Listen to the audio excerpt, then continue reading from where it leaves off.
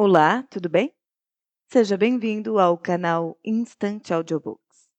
Agora você poderá usufruir do conto O Caso do Baile da Vitória, do livro Os Primeiros Casos de Hercule Poirot.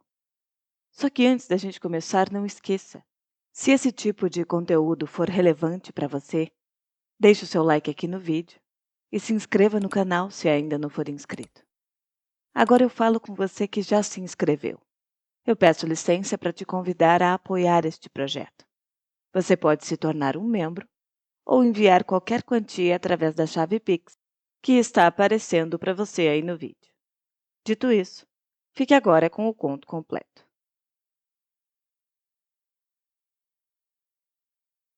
O Caso do Baile da Vitória.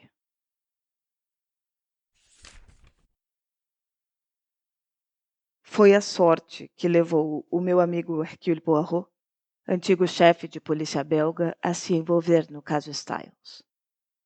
O seu êxito lhe concedeu a fama e então ele resolveu se dedicar aos problemas criminais.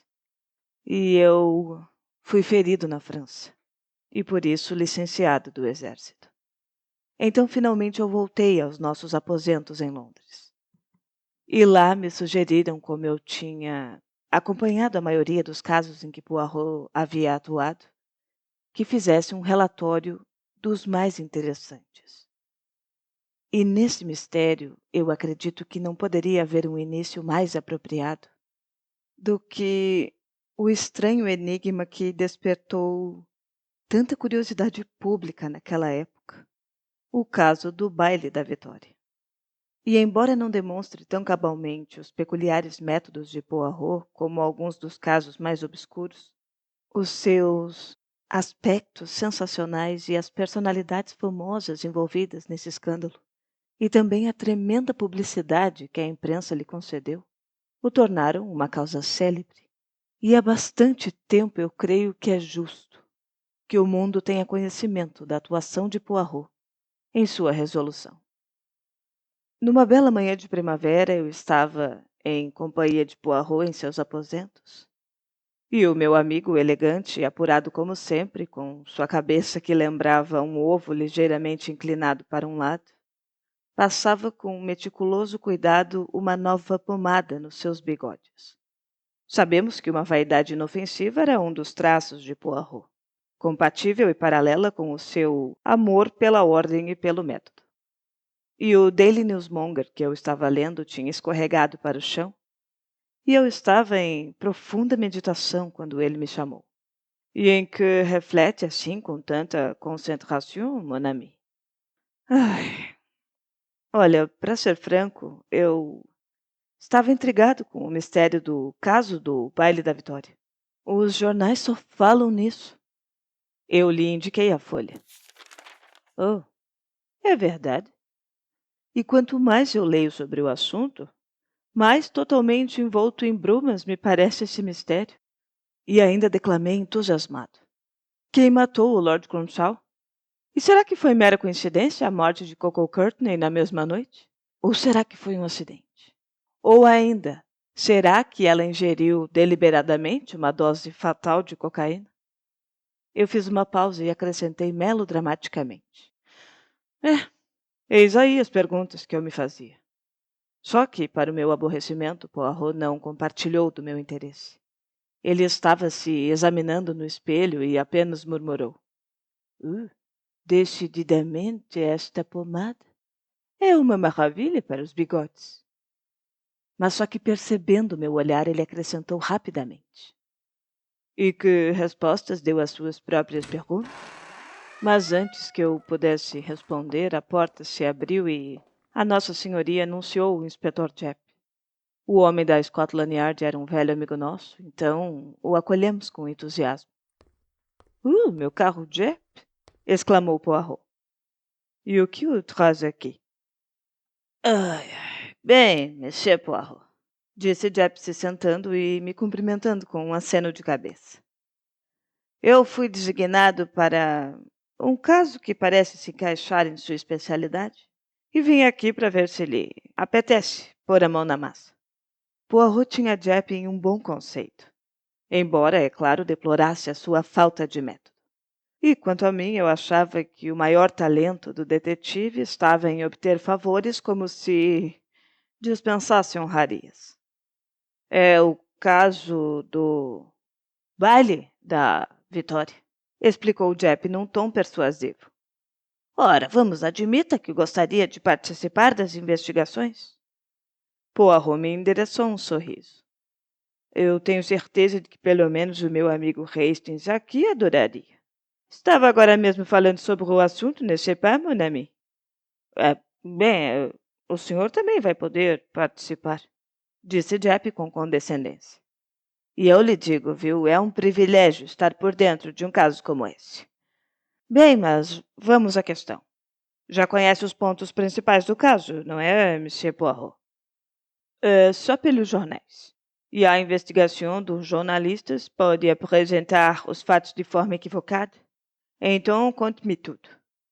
Jeb se pôs à vontade, cruzou as pernas e depois começou. Bom, como todos sabem, na última quinta-feira se realizou o grande baile da Vitória. E todo arrastapés de segunda classe tem essa pretensão nos dias de hoje. Só que este foi o artigo genuíno. Colossus Hall e todas as pessoas importantes de Londres estavam lá, incluindo Lord Cromshaw e os seus convidados. O dossiê do cavalheiro, por favor, interrompeu Poirot. Ou seja, os dados biográficos, como dizem aqui. Oh, sim, é Visconde de Cromshaw, o quinto de sua linhagem, 25 anos, rico, solteiro, amante do mundo teatral.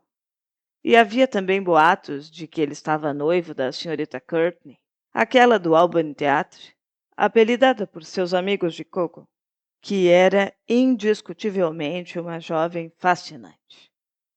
Ótimo, continue. Bom, e o grupo do Lord Cromshaw consistia de 6 pessoas.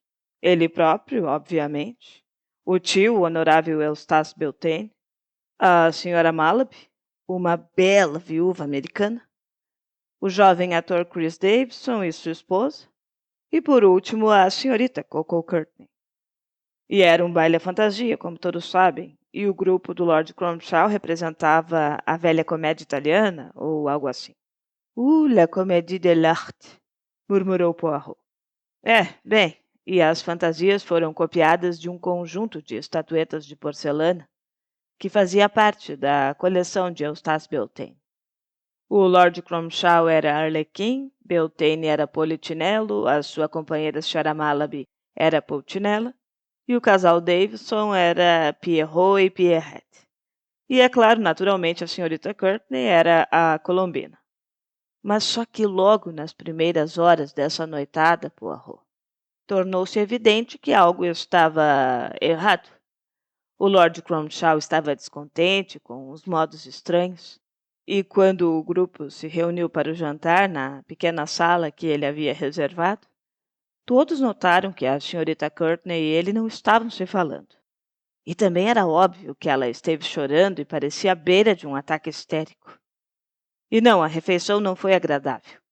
Só que quando se retiraram da sala, dizem que ela se virou para o tal Chris Davidson e lhe pediu que a levasse em casa porque ela estava cansada. Só que o jovem ator hesitou e olhou para o Lord Cromshaw. E finalmente então os 3 retornaram à sala de onde haviam jantado. Mas só que todos os seus esforços para conseguir uma reconciliação foram ineficazes, prosseguiu Jep. E Davidson terminou por arranjar um táxi e acompanhar a senhorita Courtney, que agora estava em prantos, de volta ao apartamento dela. E embora estivesse obviamente transtornada, ela não se abriu com o rapaz. Ela só repetia com frequência que faria o velho Crown pagar por isso. E essa é a única pista que nos indica que a sua morte pode não ter sido acidental. Só que é muito pouco para nos basearmos, entende? E quando afinal Davidson conseguiu acalmá-la um pouco, já era muito tarde para voltar ao Colossus Hall. Então ele seguiu direto para o seu apartamento em Chelsea, onde a sua esposa chegou logo depois, trazendo as notícias da terrível tragédia que ocorreu logo após a saída dele. E, bom, deixa eu ver. Ah, sim, o Lord Cromshaw foi ficando cada vez mais carrancudo com o passar do tempo e se afastou do grupo. Então eles mal o viram durante o resto da noite. E foi mais ou menos lá pela 1h30, antes da dança, quando todos deveriam tirar as suas máscaras, que o capitão Digby, um companheiro de armas que conhecia o seu disfarce, o viu num camarote olhando para o salão. Oh, olá, Crunch! Ele o chamou. Desça e se misture aos bons. O que é que está fazendo aí, parado, feito uma coruja empalhada? Vão tocar agora uma daquelas bem animadas? Venha! Ah, está bem, respondeu Cromshaw. Espere aí, senão eu o perco na multidão. E então ele se virou e saiu do camarote. O capitão Digby, que estava em companhia da senhora Davidson, ficou esperando, e alguns minutos se passaram sem que o Lord Cromshaw aparecesse. Então, finalmente, Digby ficou impaciente. Ei, será que ele pensa que nós esperaremos por ele a noite inteira? E foi nesse instante que a senhora Malaby se juntou a eles e lhes explicou a situação. Ai, pobre homem está meio desorientado esta noite, disse a bela viúva. Vamos procurá-lo e trazê-lo para cá. E foi então que começaram a busca, mas só que obtiveram êxito quando a senhora Malaby sugeriu que dessem uma olhada na sala do jantar. Não, e imagine a cena que os esperava. Lá estava o Arlequim, sem dúvida alguma, mas só que caído no chão, com uma faca de mesa enfiada no peito. Jep se calou e, balançando a cabeça, Poirot disse com o entusiasmo de um connoisseur. Uma belle affaire. E não acharam nenhuma pista que indicasse a identidade do assassino? Oh, não, não. Certamente que não. Bom, continuou o inspetor. O resto o senhor já sabe. A tragédia foi dupla, não é? Porque no dia seguinte estava em todas as manchetes de todos os jornais que a popular atriz, a senhorita Coco Courtney, tinha sido encontrada morta em sua cama devido a uma dose fatal de cocaína. Mas e será que isso foi acidente ou suicídio? Pois sabe que a sua criada admitiu durante o interrogatório que a senhorita Courtney era viciada em drogas. E o veredito foi de morte acidental. Mas, entretanto, nós não podemos abandonar a hipótese de suicídio. Ai, a morte dessa atriz foi para nós uma dupla infelicidade, Poirot, porque nos deixou no escuro quanto à causa do seu desentendimento com o morto na noite anterior também. Ah, e antes que eu me esqueça, uma caixinha pequena, esmaltada, foi encontrada junto ao corpo do Lord Cromshaw. E tinha o nome Coco escrito em brilhantes e estava cheia até a metade com cocaína. A criada a identificou como pertencente à sua patroa, que sempre a levava consigo porque continha o suprimento da droga que rapidamente a estava escravizando. E Lord Cromshaw também era um viciado? Oh, não, não, muito pelo contrário, ele fazia graves e veementes objeções a qualquer espécie de drogas. Poirot balançou a cabeça pensativo. Mas já que a caixa estava em seu poder, ele devia saber que a senhorita Courtney usava cocaína. E isso é bastante sugestivo, não é, meu caro Jep? Oh, fez Jep meio atordoado. Eu sorri. Bom, mas este é o caso, disse Jep. E o que é que pensa dele? Não achou nenhuma pista além das que a imprensa divulgou? Oh, sim, é, eu achei isto. E Jep tirou do bolso um pequeno objeto e o mostrou a Poirot. Era um pequeno pompom de seda verde esmeralda com alguns fios repuxados, como se tivesse sido arrancado com violência. Nós encontramos isto no punho fechado do morto, explicou o inspetor. Poirot devolveu o pompom sem comentários e perguntou. Lord Cronshaw tinha inimigos? Olha, não que eu saiba. Ele parecia ser um sujeito muito popular. E quem é que lucra com a sua morte? Bom, o seu tio, sem dúvida, Eustace Beltane, que herda o título e as propriedades. Mas há também alguns fatos suspeitos contra ele, porque várias pessoas afirmam terem ouvido uma violenta discussão na sala do jantar e que Beltane era um dos que discutiam. E o fato também do crime ter sido cometido com uma faca que estava sobre a mesa parece indicar um ato impulsivo cometido durante uma exaltação. E o que é que o Sr. Beltane tem a dizer sobre o assunto? Ele disse que estava chamando a atenção de um dos garçons, que estava meio bêbado, e que o fato todo se passou por volta da 1 hora. Bom, como já vimos, o testemunho do Capitão Digby se limita a um intervalo de 10 minutos até a hora do crime. E foi justamente esse o espaço de tempo que decorreu entre o momento em que falou com Cronshaw e depois a descoberta do corpo. E de qualquer forma, eu suponho que o Sr. Beltane, como polichinelo, usasse uma corcunda e uma gola de folhas, não é isso? Bom, eu não conheço bem os detalhes das fantasias, disse Japp olhando para Poirot com curiosidade. E também eu não vejo que relação possam ter com este caso. Oh, não? Havia uma ponta de zombaria no sorriso de Poirot. Nos seus olhos brilhava aquela luzinha verde que eu já tinha aprendido a reconhecer. Havia também uma cortina na sala de jantar, não havia? Ele acrescentou. "Ah, havia, sim, mas... e com espaço suficiente atrás para ocultar um homem?" Bom, olha, na verdade tinha, sim, um pequeno nicho, mas e como é que soube? Não esteve lá, esteve, Monsieur Poirot? Não, meu caro Jack. Foi o meu cérebro que me sugeriu a cortina, porque sem ela a trama não seria possível. E temos que procurar ser sempre racionais, não é? Mas me diga, o médico não foi chamado? Pois naturalmente que foi, logo em seguida. Só que nada pôde ser feito porque a morte deve ter sido instantânea. Poirot balançou a cabeça com impaciência. Oh, sim, sim, sim, eu compreendo. E esse médico não testemunhou no inquérito? Testemunhou? E ele mencionou algum sintoma estranho? Não havia nada no corpo que lhe parecesse anormal? Japp encarou o homenzinho. Mencionou, Monsieur Poirot? Olha, eu não sei onde pretende chegar com isso, mas ele disse que havia sim uma certa rigidez nos membros que ele não conseguia explicar.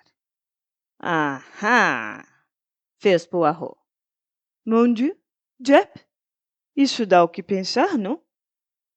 Pude ver que certamente Japp não tinha pensado em nada. O senhor está pensando em veneno, monsieur? Por que diabos alguém envenenaria um homem e depois enfiaria uma faca nele? Oh, sim, na verdade, isso seria ridículo, não é? Concordou Poirot com placidez. E gostaria de examinar pessoalmente alguma coisa? Se quiser ver o aposento onde o corpo foi encontrado. Poirot abanou as mãos. Não, não, não, não, de forma alguma. Já me deu a informação mais importante. A opinião de Lord Cronshaw sobre as drogas. Então não tem nada que deseje ver? Oh, sim, só uma coisa. E o que é? A coleção de estatuetas, de onde foram copiadas as fantasias. Japp olhou para Poirot espantado. Bom, o senhor é mesmo estranho. E pode arranjar isto? Podemos ir agora até Berkeley Square se quiser. O Sr. Beltane, ou Lord Cronshaw, como deveríamos dizer agora, não vai se opor. Saímos imediatamente num táxi. O novo Lord Cronshaw não estava em casa. Mas a pedido de Japp, nós fomos levados até a sala das porcelanas, onde eram guardadas as peças mais raras de sua coleção. Japp olhou ao redor atarantado. Eu não vejo como é que vai conseguir achar o que procura, monsieur. Só que Poirot já tinha levado uma cadeira até a frente da lareira e pulava sobre o assento com a agilidade de um coelho. E de um lado do espelho, numa pequena prateleira, estavam as 6 estatuetas de porcelana. Poirot as examinou meticulosamente, dirigindo-nos alguns comentários. Les voilà, la comédie de l'art. 3 casais, Arlequim e Colombina, Pierrot e Pierrette, que estão muito graciosos em verde e branco, e polichinelo e pulcinella, em lilás e amarelo. É, sim, mas a fantasia de polichinelo é complicada. Uma corcunda, folhos e franzitos, e um chapéu alto. É bastante complicado como eu pensava. E recolocando as estatuetas no lugar com cuidado, ele pulou para o chão. Jack tinha uma expressão desapontada. Mas como era evidente que Poirot não tinha a intenção de fornecer explicações, o detetive não teve outra saída senão se conformar. E quando já íamos saindo, o dono da casa entrou. E Jack então fez as apresentações necessárias. O sexto visconde de Cromshaw era um homem de uns 50 anos, de maneiras afáveis, e um rosto atraente onde se viam sinais de uma vida dissoluta. Era evidentemente um velho libertino com um ar lânguido e posser. Eu senti por ele uma antipatia instantânea. Sim, ele nos cumprimentou de forma bastante cordial, declarando ter ouvido grandes elogios à perícia de Poirot, e também se colocando à nossa disposição. A polícia está fazendo todo o possível, disse Poirot. Mas só que eu receio que o mistério da morte do meu sobrinho nunca seja esclarecido. O caso me parece completamente insolúvel. Poirot o observava com atenção. Conhece algum inimigo do seu sobrinho? Ah, não, ele não tinha inimigos. Disso eu tenho certeza. E hesitou antes de acrescentar. Se tiver outras perguntas que deseje me fazer. Só mais uma. E num tom formal, Poirot perguntou. As fantasias, elas eram reproduções fiéis das estatuetas? Em todos os detalhes. Obrigada, milord. Era tudo o que eu desejava saber. Lhe desejo um bom dia. E agora? Perguntou Jack enquanto nós descíamos a rua apressados. Eu preciso voltar para a iate. Bien, eu não vou detê-lo. Só preciso verificar mais um ponto e então... E então? O caso estará encerrado. Ah, o quê? Fala sério. Sabe quem matou Lord Cromshaw? Parfaitement. E quem é que foi? Eustace Beltane? Ora, mon ami, já devia conhecer as minhas pequenas fraquezas, não é? O meu desejo de conservar os fios do mistério em minhas mãos, até o último momento. Mas não tenha receio, porque quando chegar a ocasião, eu vou revelar tudo. Não desejo colher os louros, o mérito será todo seu, com a condição de que me permita conduzir o denouement à minha maneira. É bastante justo, não é? Disse Jeppe. Isto é, será se esse denouement chegar algum dia. Mas, como eu sempre digo, o senhor é mais fechado do que uma ostra quando se trata de revelar seus segredos, não é mesmo? Poirot sorriu e Jeppe acrescentou. Bom, até mais tarde, eu preciso ir à Yard. Poirot chamou um táxi que ia passando quando o detetive se afastou. Táxi! E onde iremos agora? Eu perguntei com a curiosidade aguçada. Para Chelsea, para ver o casal Davidson. E ele deu o endereço ao motorista. Ai. E o que você acha do novo Lord Cromshaw? Eu perguntei. E o que pensa o meu bom amigo Hastings? O meu instinto não confia nele. Você pensa que ele é o tio malvado dos livros de história, não é? E você não? Eu? Pois eu acho que ele foi muito amável conosco, respondeu Poirot evasivamente. Mas ele tinha os seus motivos. Poirot olhou para mim e sacudiu a cabeça com tristeza e murmurou algo que me pareceu ser... sem nenhum método. O casal Davidson morava no terceiro andar de um pretensioso conjunto de apartamentos. E ali nos informaram que Davidson tinha saído, mas que a senhora poderia nos receber. Fomos levados a uma sala comprida e baixa, decorada com extravagantes tapeçarias orientais, e o ambiente era abafado e opressivo com um aroma penetrante de incenso chinês. A senhora Davidson até nos recebeu quase que imediatamente. Uma mulher loira, pequena e delicada, cuja fragilidade seria patética e atraente se não fosse pela expressão astuta e cautelosa de seus olhos azuis claros. Poirot explicou a nossa ligação com o caso e ela sacudiu a cabeça penalizada. Ai, pobre Crouch. E pobre Coco. Nós gostávamos tanto dela e a sua morte foi um golpe terrível para nós. Tem alguma pergunta que deseje me fazer? Ai, mas é necessário também reviver outra vez aquela noite horrível? Acredite em mim, madame. Eu não a importunaria de forma desnecessária. E, na verdade, o inspetor Jepp já me deu todas as informações. Eu apenas gostaria de ver a fantasia que a senhora usou no baile daquela noite. A mulher pareceu bastante surpresa e Poirot prosseguiu num tom suave. Compreenda, madame. Eu trabalho pelo sistema do meu país. E lá nós sempre reconstituímos o crime. É possível até que encenemos uma representação. E para isso as fantasias serão importantes. A senhora Davidson tinha uma expressão de dúvida. Sim, naturalmente que eu já ouvi falar em reconstituições de crimes. Ela disse. Mas eu não sabia que eram assim tão meticulosos a respeito de detalhes. Mas enfim, eu vou buscar a fantasia. E ela saiu da sala, retornando dentro de poucos minutos com um delicado traje de cetim verde e branco. Poirot o examinou e o devolveu com uma inclinação cortês. Merci, madame. Vejo que teve a infelicidade de perder um dos seus pompons verdes aqui do ombro. Ah, sim, é verdade. Ele caiu durante o baile. Eu o apanhei e o dei para o pobre Lord Cromshaw para que o guardasse para mim. E isso foi depois do jantar? Foi, sim. Então não foi muito tempo antes da tragédia? Um leve toque de alarme apareceu nos olhos claros da senhora Davidson. E ela respondeu rapidamente. Oh, não, não, foi muito antes disso. Logo depois da ceia, para ser precisa. Oh, sim. Bom, isso é tudo. Não a incomodaremos mais. Bonjour, madame.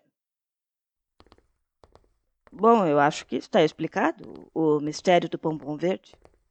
Eu falei enquanto nós deixávamos o prédio. Será? Por quê? O que pretende dizer? Eu examinei a fantasia, Hastings. E? É, bien, o pompom perdido não se desprendeu, não é? Como disse a dama. Pelo contrário, meu amigo, ele foi cortado. E cortado com uma tesoura. Os fios estavam todos com o mesmo comprimento. Meu Deus, mas isso está ficando cada vez mais complicado. Não, pelo contrário, murmurou Poirot placidamente. O caso se torna cada vez mais simples. Ai, Poirot, eu exclamei devastado. Qualquer dia desses eu vou te matar. Esse seu hábito de considerar tudo muito simples é extremamente irritante. Oui, mas quando eu chego às explicações, tudo se revela perfeitamente simples. Não é, mon ami? Ai, é verdade. O que é ainda mais irritante, porque eu sinto que eu deveria ter sido capaz de chegar à verdade sozinho. E você é capaz, Hastings. Se só arrumasse as suas ideias, porque sem método. Eu sei, eu sei. Cortei apressadamente, porque eu conhecia bem a eloquência de Poirot quando se tratava do seu tema favorito. Tá, mas me diga uma coisa. O que é que nós vamos fazer agora? Você vai realmente reconstituir o crime? Não, Hastings, o drama já está encerrado, como poderíamos dizer. Mas eu pretendo acrescentar uma arlequinada. A quinta-feira seguinte foi o dia marcado por Poirot para essa misteriosa representação. E eu admito que os preparativos me intrigaram imensamente. Eles levantaram uma tela branca em uma das paredes do aposento, que estava ladeada por pesadas cortinas. E daí a pouco surgiu um homem com uma aparelhagem de iluminação E depois, finalmente, um grupo de atores que desapareceu no quarto de Poirot, que foi transformado em camarim provisório. Depois, um pouco antes das 8, chegou Jep, num estado de espírito pouco otimista, e eu percebi que o detetive não via com bons olhos os planos de Poirot. É que são muito melodramáticos, como todas as suas ideias. Mas mal não pode fazer, não é? E pode ser também que ele, como promete, nos poupe muito trabalho. Ele tem revelado muita perspicácia nesse caso. Embora, é claro, eu estivesse na mesma pista, evidentemente. Eu senti que Jep estava exagerando nesse ponto. Mas eu prometi lhe dar completa liberdade de ação para resolver as coisas do seu jeito. Ah, mas olhe, aí vem o pessoal. O Lord Cromshaw foi o primeiro a chegar. E ele estava acompanhado da Sra. Malaby, que eu ainda não conhecia. Era uma mulher muito bonita, de cabelos escuros, visivelmente nervosa. Em seguida entrou o casal Davidson. E era a primeira vez que eu via Chris Davidson, um homem bastante atraente, num estilo óbvio, alto, moreno, com a graça nata de um ator. Poirot também tinha arranjado um grupo de cadeiras na frente da tela, fortemente iluminada, e apagou as outras luzes, então o aposento ficou escuro com exceção daquela tela. A voz do meu amigo ecoou na escuridão. Mesdames e messieurs, uma palavra de explicação. 6 personagens irão desfilar por aqui e são bem conhecidos de todos vocês. Pierrot e Pierrette, o bufão Polichinelle e sua elegante Pulcinella, a doce e graciosa Colombina e seu arlequim, o duende invisível. E com estas palavras de introdução começou o espetáculo. Separadamente, cada personagem saltava diante da cortina, se imobilizava por alguns segundos e desaparecia do outro lado. Depois que os 6 desfilaram, as luzes se acenderam. E um suspiro de alívio percorreu a plateia. Todos os componentes do grupo haviam estado apreensivos, sem mesmo saber o que temiam. Eu não sei, me pareceu que aquela representação tinha sido um fiasco. Se o criminoso estava entre nós e Poirot esperava que ele se denunciasse a mera visão de um vulto familiar, o estratagema havia falhado e não era de admirar. Só que, entretanto, Poirot não parecia decepcionado. E ele se adiantou sorrindo. Agora, mesdames e messieurs, poderão me fazer o obséquio de darem as suas impressões sobre o que acabaram de ver? Um de cada vez, por favor. O senhor primeiro, milord. O cavalheiro parecia perplexo. Bom, na verdade, eu tenho receio de não ter entendido bem. Diga-me simplesmente o que acabou de ver. Bem, eu diria que vimos 6 personagens fantasiados como os atores da comédia dell'arte desfilando em frente a uma tela. Era como estávamos vestidos naquela noite. Ora, por favor, se esqueça daquela noite, interrompeu Poirot. A primeira parte da sua declaração é a que interessa agora. Madame, a senhora concorda com Lord Cromshaw? Ele se virou para a Sra. Malaby. Bom, eu concordo, sim, naturalmente. Concorda que viu 6 personagens representando a comédia italiana? Ora, certamente. Sr. Davidson, o senhor também concorda? Concordo. Madame? Concordo. Hastings? Jep? Estão todos de acordo? Ele correu os olhos pelo grupo. O seu rosto estava um tanto pálido e os seus olhos verdes como os olhos de um gato. Pois os senhores estão todos errados. Os seus olhos os enganaram há pouco, assim como os enganaram na noite do baile da Vitória. Porque ver com os próprios olhos nem sempre é ver a verdade. E é preciso ver com os olhos da mente. É preciso utilizar as célulazinhas cinzentas. Saibam agora que na noite do baile e nesta noite, vocês viram 5 personagens e não 6. Olhem, as luzes se apagaram novamente. Um vulto pulou para a frente da tela. Era Pierrot. E quem é aquele? Perguntou Poirot. Será Pierrot? Mas é ele sim. Mas é claro, é ele sim. É ele sim. É ele sim. Todos nós exclamamos. Olhem novamente. Com um gesto rápido, o homem se livrou do seu amplo traje, e as luzes fortes nos revelaram o cintilante Arlequim. No mesmo instante se ouviu uma exclamação e um ruído de uma cadeira que caía. Maldito seja! A voz de Davidson estava cheia de ódio. Maldito seja! E como é que adivinhou? Ouvimos o estalido de algemas e a voz calma de Jep no seu tom oficial. Christopher Davidson, eu o prendo sob a acusação de assassinato do Visconde de Cronshaw. Qualquer coisa que disser poderá ser usada.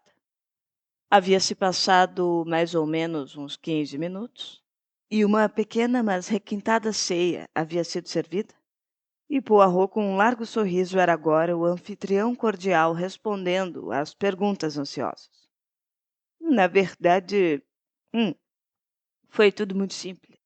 As circunstâncias em que o pompom verde foi descoberto sugeriam que ele tinha sido arrancado da fantasia do assassino.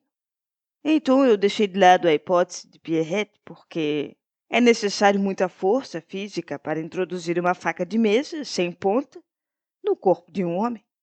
E por isso eu me concentrei em Pierrot. Só que Pierrot havia deixado o baile quase 2 horas antes do crime. Será que ele teria retornado para matar o Lord Cronshaw? Ou será que ele o teria matado antes de sair? Isso seria possível?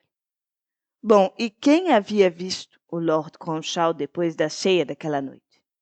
Apenas a Sra. Davidson, cujo testemunho eu desconfiava ser uma mentira deliberada para explicar a perda do pompom, que ela deve ter cortado da sua própria fantasia para substituir o que tinha sido arrancado pelo morto do traje do seu marido. Mas aí então, o Arlequim que tinha sido visto no camarote à 1h30 não era o verdadeiro Lord Cronshaw. E por um momento eu considerei a possibilidade do Sr. Beltane ser o criminoso. Mas só que o seu traje era complicado demais e tornava uma impossibilidade prática ele ter representado o duplo papel de Polichinelo e Arlequim. Só que, por outro lado, para Davidson, um jovem da mesma altura do homem assassinado e ator profissional, a encenação não apresentaria nenhuma dificuldade. É sim, mas na verdade tinha um ponto que também me preocupava, prosseguiu Poirot. Como que o médico legista não havia percebido que o homem assassinado tinha morrido há 2 horas e não há 10 minutos? Bien, ele havia percebido sim. Só que como ninguém tinha perguntado há quanto tempo esse homem está morto? Não, pelo contrário, ninguém perguntou. E sim lhe asseguraram que o homem estivera vivo há 10 minutos atrás. Então, no dia do inquérito, ele havia simplesmente comentado que não sabia explicar a rigidez anormal do cadáver. Tudo isso confirmava a minha teoria. Davidson matou o Lord Cronshaw logo depois do jantar, quando, como todos se lembram, foi visto retornando com o mesmo para a sala de refeições. E imediatamente depois ele saiu em companhia da senhorita Courtney, deixando-a na porta do seu apartamento. E, ao invés de entrar para acalmá-la, como afirmou, voltou a toda a pressa, só que para o Colossus Hall. E agora, fantasiado de Arlequim. Uma transformação rápida, efetuada com a simples retirada do traje de Pierrot. O tio do morto se inclinou para a frente, perplexo. Tá, mas neste caso, ele deve ter vindo ao baile preparado para matar a sua vítima. Mas que motivo o impeliu? Eu não consigo perceber um motivo. Oh, sim, e agora nós chegaremos à segunda tragédia. A morte da senhorita Courtney. Há um fato muito evidente que ninguém parece ter notado. A senhorita Courtney morreu de uma dose fatal de cocaína. Só que a sua provisão da droga estava em poder de Lord Cronshaw. Então, onde ela obteve a dose que a matou? Só uma pessoa poderia ter lhe fornecido a droga mortal. Davidson.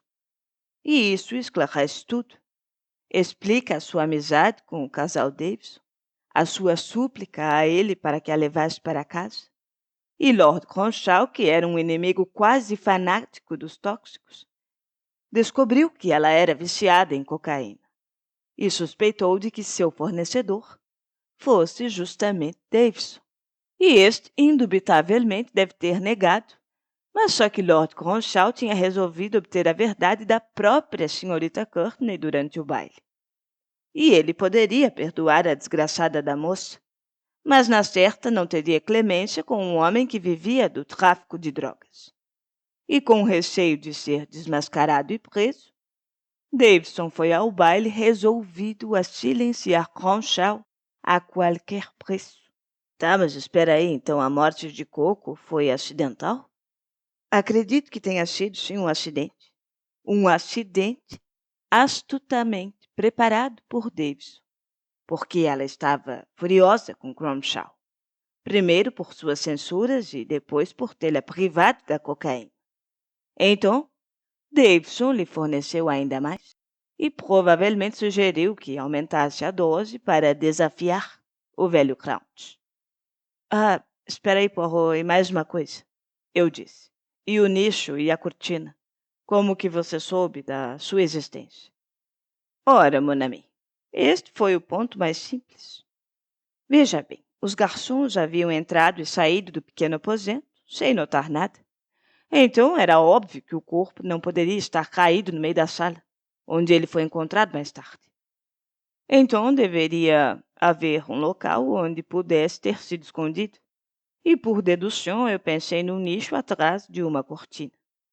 Finalmente, Davidson carregou o corpo para lá e mais tarde, depois de chamar a atenção para si no camarote, ele tornou a levá-lo para o meio da sala, antes de sair finalmente do baile. E esse foi um dos seus movimentos mais brilhantes, porque ele é um homem inteligente. Mas nos olhos de Poirot era evidente a sua conclusão final. Oh, oui, é óbvio que não tão inteligente quanto Hercule Poirot.